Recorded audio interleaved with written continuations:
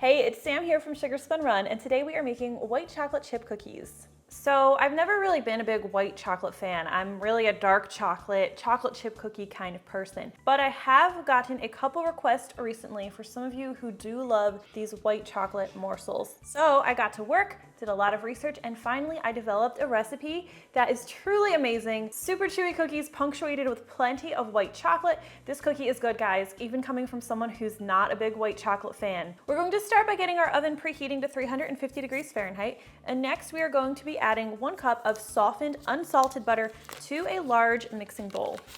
You don't want this butter to be too soft or melty. You also don't want to leave any butter behind. You don't waste butter. I feel like I'm always saying that, but it's a good motto to have.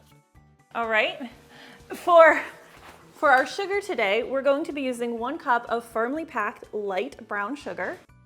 See how much I can do one-handed here. Sorry, 1 1/4 cup of light brown sugar. Someone has me a little distracted. And 1/2 cup of granulated sugar.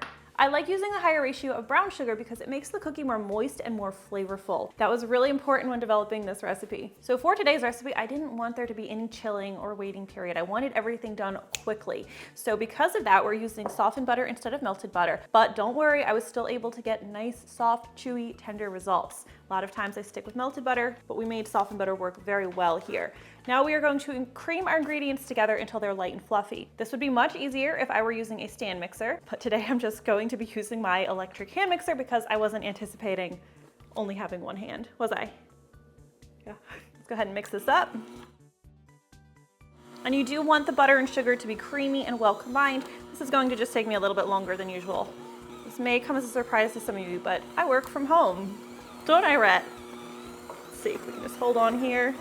We can make this happen. I don't want to see any lumps of butter remaining. All right, let me do a quick scrape. I want to make sure we didn't miss anything. This is looking good, nicely creamed. So now we're going to add our eggs. So for today's recipe, we're going to be adding 1 large egg. See if I can crack this open one-handed. I'm usually holding Rhett when I make eggs in the morning, so I've been getting a little better about that. All right, this one's going to be tricky. We're also going to be using 1 egg yolk. So I like to use just an extra egg yolk for a couple of reasons. One thing is it's going to eliminate our need for chilling, it's going to keep the cookie from spreading too much, and it's going to give it a nice, moist and tender texture. So let's see if I can separate out this egg white while holding Rhett. Can we do it, Rhett?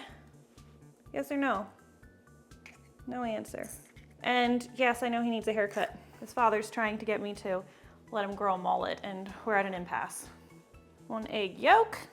Okay, so he abandons me after I do the part that's hard to do with one hand. Next, we're going to be adding 1 1/2 teaspoons of vanilla extract. I love using my homemade vanilla for this. If you've never made homemade vanilla, definitely check out my tutorial on my blog. I do have a video for it too.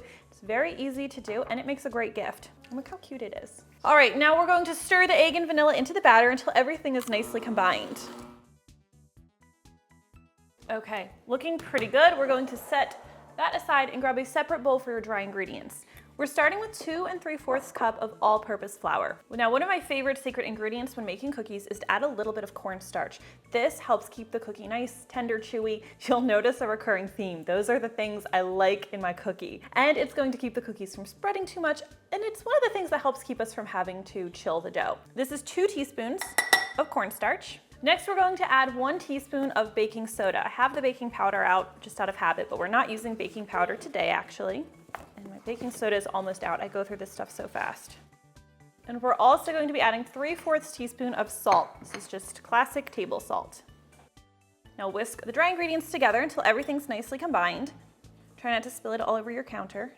I always grab bowls that are like just a little bit too small. One of my character flaws. Okay, let's bring back our butter mixture from earlier, and we're going to gradually stir the dry ingredients into the wet. I do this in like 3 parts. You can save your egg white from earlier, use it to make meringue cookies, or there are a lot of things you can do with egg white, so you don't have to just toss it. I don't like to waste them. I'll put them in the fridge and save them. Save it for macarons. You have to try my macarons.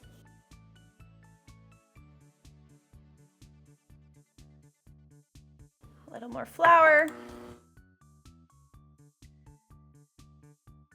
And the last bit, drop that in there. All right, let's give the bowl a scrape because we want to make sure there are no pockets of flour hiding there. And look, See, we could have missed that. Always scrape the sides and bottom of your bowl, even if you are using a stand mixer. Actually, especially if you're using a stand mixer.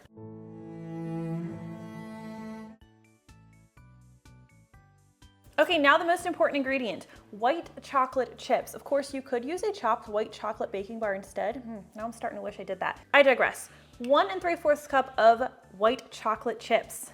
And with white chocolate chips, these are an ingredient where I will splurge a little bit because inexpensive white chocolate can kind of have like a plasticky taste. These are Ghirardelli brand. There are a lot of ingredients I'll use generic, but white chocolate chips is just not one of them. So you can see I haven't added all of the chocolate chips, and that's because I like to reserve a few of them to nestle on top of the cookies after they come out of the oven. Not mandatory, but it does make the cookies look nice, and I'm all about a pretty cookie. All right, as I mentioned, one thing I love about this recipe, no chilling needed. We are going straight to our oven, which should ideally be preheated by now. So I'm going to be using my 1½ tablespoon cookie scoop, and you can either do these slightly rounded or nice and level. Now these can be drop cookies. You can just drop them right on your baking sheet and bake them that way. But as I mentioned, I like a pretty cookie, so I just roll the dough between my palms to make a nice round ball, and it just makes the cookies a little bit more uniform. I'll do one side rounded, one side unrounded, and you can decide for yourself which one you prefer. But if your goal is just to get cookies in your mouth as soon as possible, don't worry about rolling them. It's not going to affect the taste. Even though I said these don't need to be pretty, I can't help it. I still have to tuck in the ends at least a little bit. It's the least I can do. Let's take these over to the center rack of our 350° Fahrenheit oven, where they're going to need to bake for about 11 minutes. Okay, these are nice and warm from the oven. So remember, we reserved those white chocolate chips from earlier. Within a minute, or I'd say maximum of 2 minutes of the cookies coming out of the oven, you can take your chocolate chips and just gently nestle them on top. And these cookies came out a little bit bigger than they normally do because I went a little closer to 2 tablespoons. You can see that the cookies that we didn't round are a little more jagged looking than the ones we did round. Again, not a necessary step. They're going to taste exactly the same, but I like a pretty cookie.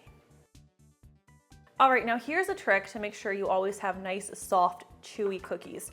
These cookies, when I pulled them out of the oven, you can tell the centers are still ever so slightly underdone. However, this is just the right time to pull them out. When the edges are just slightly beginning to turn color, but the centers are still nice, and if you put your finger in there, it would be totally gooey still. Don't do that, it's hot. Now, if we let these cookies bake until the center was completely baked through, once you remove them from the baking sheet, they would be dry and kind of crumbly. We want a chewy cookie, so we are going to let our slightly underdone cookies cool completely on the baking sheet. As they cool, they're going to bake up in the center from that residual heat. This is going to bake them to perfection, and it's going to keep the cookies staying soft for days. I'll let these cool completely and then we can dig in. Okay, that is how easy it is to make these white chocolate chip cookies. I'm so excited for you to try them at home. If you do, leave me a comment. Let me know what you think. I always love hearing from you. Thanks so much for watching, and I'll see you next time. All right, let's try them. Cheers.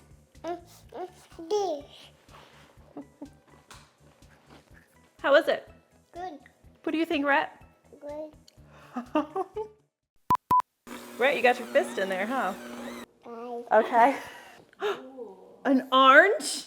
That's a great idea. Go ahead. Go get it. I say orange weird? People already hate how I say egg. They're not gonna like how I say orange? I had no idea. I say a lot of things funny. I'm looking for a chocolate chip you draw. Yeah, I wouldn't worry about that. First. Good.